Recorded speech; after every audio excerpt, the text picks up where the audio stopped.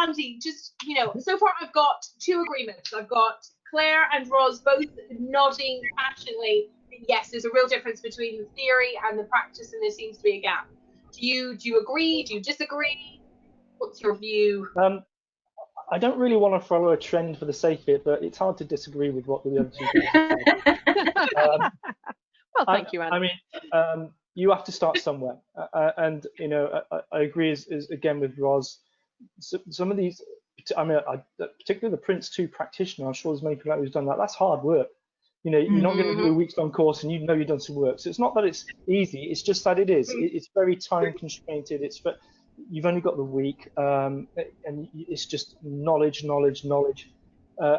you're right. You do come out of there feeling good because you've passed a qualification. But suggestions, feedback to me when I used to do that, and one of the reasons I moved from short courses, I still do them now and again, into more the apprenticeship side, is because you do have that more time, and this is another opportunity to do that. Whereas not only the learner, but also for me as the developer, even I was a little bit frustrated, really. Yes. Happy they passed the qualification, but I want to come out of there knowing that they can physically do something. So it wasn't only just from the learner side. I think from me personally, and that's one of the reasons why I'm here, it was a little bit frustrating for me as well, because you're right, it is heavy on knowledge, but it's very different to actually doing, applying, getting it wrong, getting it right, falling over, picking yourself back up, and all those valuable lessons learned, and that lessons learned feedback loop. Yeah, I'd agree with the other two. Love. Okay, so right now there are going to be some trainers. I know. However, I'm going to bring a little bit of tension, because there's going to be some trainers and some listeners who are sitting there going, whoa, hold on, because these courses are about £2,000, £3,000, maybe, at lowest probably about 700 to 800. So some people that are about to go on them, or have gone on them, and trainers who deliver them, which by the way is everyone here, are going to be sitting there going, whoa. So what I'd like to know is, as you've all been in a situation, including myself, where you're delivering these courses, how do you bridge the gap? Because that's the difference between great educators in project management and change management and benefit management, and bad trainers in project, change and benefit management. So how do you, in your room for those 5 days or 4 days, how do you bridge that gap? So I'm going to ask Claire that. Right. Okay. Well, I use practical exercises as the basis for teaching theory. So I don't sit there and teach a whole load of theory first and then maybe the odd practical exercise. I like to get people up and doing, and as they're doing stuff, not only are they learning about the theory, but they're also experiencing the theory. So it's all very well to describe what a benefit is, but when you're stood there in front of a benefits map going, have I actually got a benefit here? And they start using what I call the so what test. Do I care about this? Does it meet my so what? That's when they really start to grasp the true meaning of a benefit, as opposed to a dry textbook definition that they just regurgitate for the exam. Brilliant. Roz, what about you? What do you do? How do you bridge the gap between the theory and practice? Yeah, again, quite similar to Claire, I guess. And again, I think that, picking up on a theme that I touched on previously, I hugely enjoy delivering training sessions, don't get me wrong. However, for me, I much prefer coaching, because when you're delivering a training session, you are imparting knowledge. You're talking about a specific methodology. There's a time constraint. You've just got to kind of get through that content.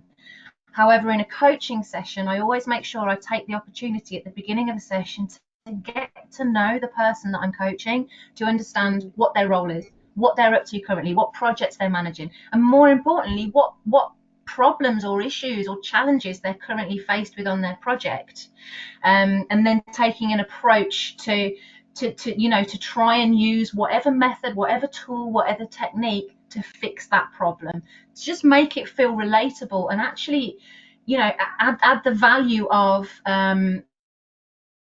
this is physically do success rather than just learn a tool. I really like that. So far, listeners, this is 2 tips that if you've got a good trainer or a bad trainer in front of you. One, is there any practicalities? Are you doing anything in the training course? If you're learning about project management and you're not trying something out, something's wrong. Two, is your trainer engaging with your needs? A good trainer should be reading the room all the time and identifying when you're dropping out. But also whether they're actually tailoring what they're doing in a project management course to your needs. You know, at the end of the day, to be a project management educator, you do need to be able to develop that methodology into a number of settings. And if you've got a trainer that's not doing that, then you're in trouble. So let's see if Andy can give us another top tip. So Andy, how do you bridge the gap between that theory and that practice in your room? Yeah, it's certainly true that one size doesn't fit all, and I think for me, looking at the learning outcomes and the various different ways you can achieve those learning outcomes, and often it depends on the audience, and you know, not everybody's for running around the room, not everybody's for sitting on their backside, and you know, and I mean that in the nicest possible way. Everyone's different. But in all cases, I always like to try and fit in things like action learning. Things like learner-centered learning. So you're putting the emphasis on them. You're letting them to come up with the solutions, you know, provide ideas and share them, and knowledge transfer, of course. You know, empower them to go away with the tools, the techniques, and the ability. And the confidence, and of course, the only way you can get really confidence is practicing it, isn't it? Really getting it wrong. So yeah, absolutely. As practical as you can make it. Sometimes we get constraints in that term, but as practical as you can make it.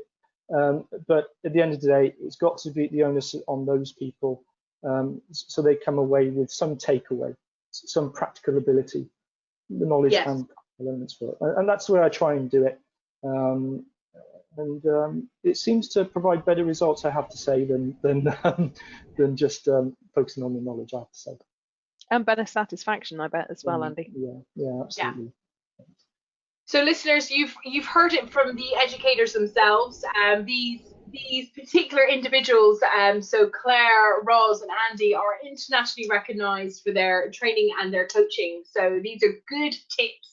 And if you're not getting that from your training course on Prince 2 or Agile, run out of the room screaming, demanding. Get another trainer. A good test is always ask the trainer to give you an example or to get them to try something out. That really puts a trainer on the spot. But what trainers are really good at is problem solving on their feet. Oh, yeah.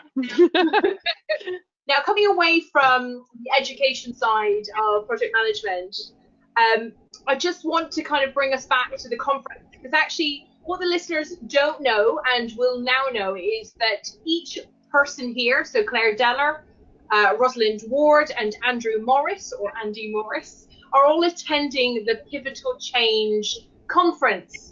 Now, that conference is designed to bridge the gap between the theory, APMG, Axelos, or Prince 2, Agile, Lean Six Sigma, Change Management, Better Business Cases, those major qualifications that are trying to change the industry for the better, getting these subject matter experts to actually bring it to life through workshops. So rather than just listening and hearing some really good information, you're actually going to be having a go.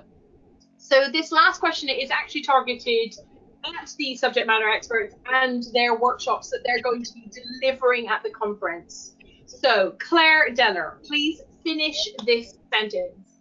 By the end of my workshop in a conference, you will get what? An ability to explain. Sorry? Oh, no, it was me. I said the sentence badly. I was like, what? Let me say that again. Yeah, don't worry. By the end of my workshop, my participants will. They will know how to explain the why as well as just the how of doing a project. Brilliant. Good. Excellent. Okay, Roz, finish the sentence. By the end of my workshop, my participants will. They will love Prince 2. See how beneficial the methodology can be. Prince 2's got this horrible reputation of being over bureaucratic, really complex, really difficult to understand. It's not. There are some fantastic tools and techniques within that methodology, and I want people to embrace it and love it and see how valuable it could be. So I know you'll bring it to life for us. Can I just say, now saying you're a Prince 2 practitioner is like saying that you know, have kittens in your pockets. People look at you slightly weirdly. They're like, really? Yeah. It's all about agile. Prince 2's cool. Don't judge me. You know, I actually had someone say to me at a conference, "Oh, you're a Prince 2 trainer." I was like, "What?" Died. Like, yes, I am a Prince 2 trainer. I train other things, but I like Prince 2. Don't judge it. So go on, Ross. Thank you for representing. I'd love to see someone build a bridge with agile. You know, you'd all end up in the river. Makes me that well. Made of Lego. Andy, finish this sentence for me. So by the end of my workshop, my participants will. They will not be bored by a full day speaking conference. They will be excited and engaged, hopefully. But no, really what I'd like for them to do is join the workshop and to actually have a practical go at a really useful project management tool or technique. You know, let's forget the books, let's get down and dirty with it, let's get it wrong, get it right, so you can physically have a go. And also I think that's a nice takeaway tool for them as well that can actually leave the conference with. And I'd also like to hopefully leave them with some kind of support network that they can call back on if they want to, you know, for example, join back on this podcast or to call on any of us again to help at all. And also, I think it's also nice to leave them with some further development ideas. And I think that's what they're probably going to expect from me if they do join. Excellent. So I'm going to wrap this amazing interview up. So listeners, thank you for taking the time to listen to this podcast. My name is Emmanuel Sheehan. Everybody knows me as Emmy. I've been your host for this week. If you've hated my hosting, please be comforted by the fact that I will not be hosting next week. If you're and you've spotted some writing, it's because I've written the name of this series, because out of total nerves of hosting for the first time ever a podcast, I have forgotten the name of the series, which is awful. So the next host will be released. You will get a lot more depth in these questions. They're gonna be a lot more grilling because they're gonna come from you. So we want the questions from you. We're gonna be reaching out to our own backgrounds and our own networks to be asking questions as well. So stay with us, grow with us, and give us as much feedback as possible. So I'm working on behalf of Pivotal Change Academy. I am a change specialist. Maybe you'll see me another time as an interviewee, but it's been an honor working with everybody today and speaking to all of you. So best of luck in this COVID-19 environment, and we look to hear you soon. Tune back. It'd be great to see you as a participant in our conference. Yeah, hope to see you soon, guys. Hope to see you soon.